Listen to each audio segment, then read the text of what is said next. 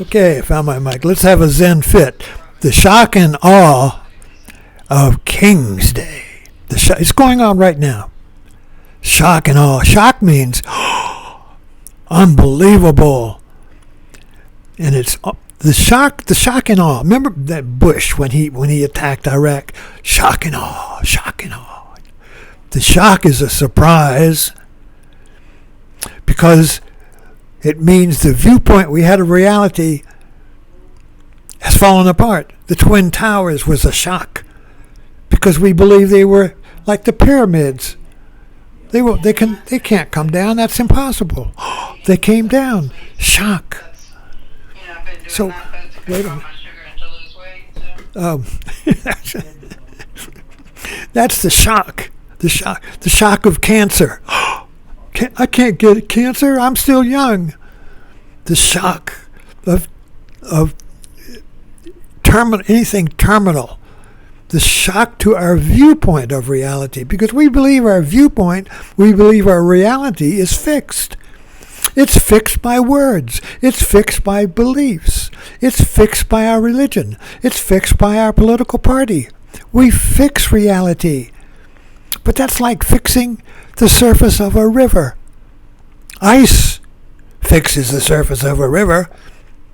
Another good meaning for ice. Ice freezes reality, so it's fixed.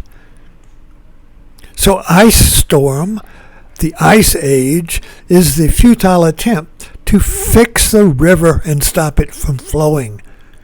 Because there's a fear of flow. There's a fear of change, because it means your fixed view of reality is impermanence.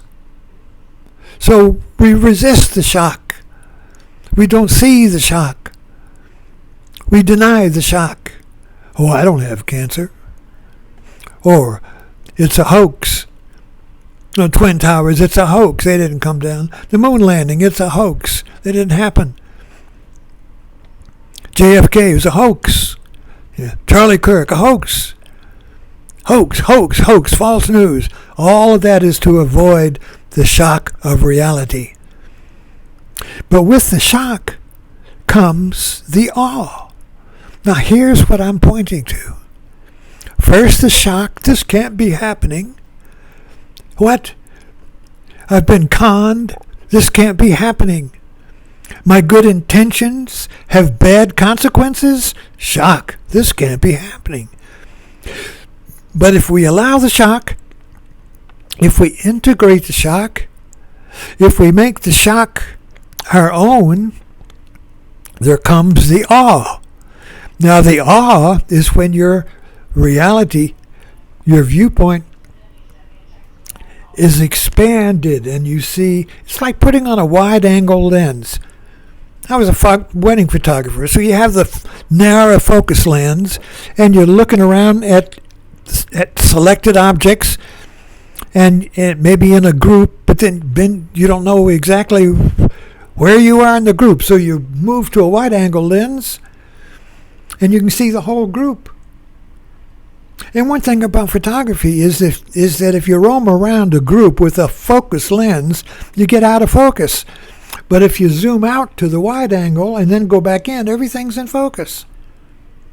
That's a great metaphor.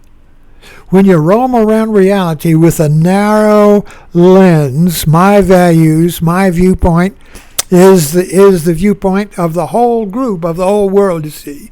That's a narrow lens, a zoom lens. You zoomed in too much. So you lose where you are. You don't know what the whole field is. You don't know where you are in the group. You don't know where you are in reality. So you need that wide-angle lens where you can zoom out and see the whole field, the whole group, the whole world, the whole reality. And that's awesome. That's awesome, you see. And then, when you zoom back in, you're in focus. Because you zoom out to get when you're in a wide-angle lens, when you zoom out and take in the whole field, there is no focus. It's only when you zoom in on an object that there is a focus. And when you zoom in on an object, the background is out of focus. if you're using a camera lens, maybe not with the iPhone anymore, but with camera lens, this is so obvious. You zoom in and get a sharp focus, but the background is blurred. You see this in photography. You zoom in on a bird on a fence.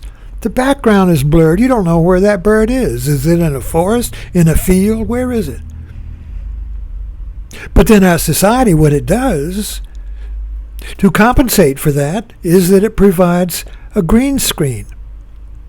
So now you can focus in on a bird on a post, the foreground, be real sharp, and you can substitute on the background.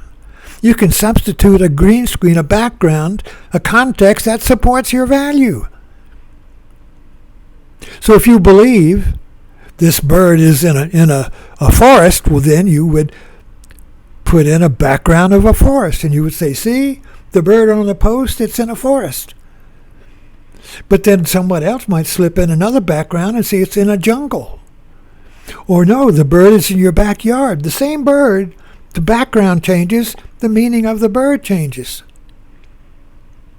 But the shock would be if suddenly the green screen fell away and you saw the actual background, the reality in which the bird is a part. Now the bird is in its context. The bird is in nature. And everything's in focus. Everything's in focus now. That's awesome. So you get the shock to your viewpoint.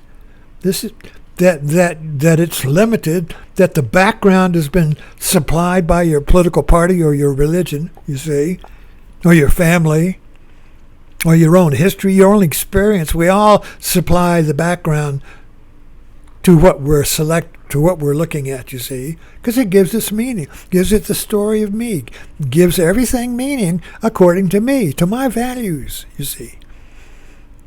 So it's always a great shock when reality comes and blows our viewpoint away. What? I'm not supposed to get cancer? This is not the way it's supposed to end? What a shock, you see. But when I integrate that truth, into my reality, it's awesome. It's awesome. I am much larger than I thought I was. Truth is much greater than I thought it was. America is much greater than MAGA thought it was. We are much greater than we think we are. You are greater than you think you are when you stop using a green screen that substitutes your own value system to give meaning to what you perceive. See, my photoshopping and green screen and all that is a beautiful metaphor of what's happening to our consciousness and our minds today. We're all in a green screen, substituting our politics and our religion as a background to give meaning to what I perceive. The bird on the fence post is the same bird to the liberals and to the MAGA. It's the same bird. That's why we get so screwed up. Well, can't you see the bird? It's fact. It's a real bird. But we substitute a different background. And we don't see that. The magician substitutes another background, and we don't see it. So we argue over the meaning of the bird on the post, when it's really the meaning of the bird on the post is determined by the background we have unconsciously slipped in behind the bird. Because it's the background that gives meaning to the bird, not the bird. A bird by itself has no meaning. It has to be in a context. A word by itself has no meaning unless it's in a context. So don't take the word out of context. Don't take the bird out of context. Become aware that society, your group, your viewpoint, your collective viewpoint is slipping a background behind your foreground. The medium is the message, not the content. Thanks for dropping in.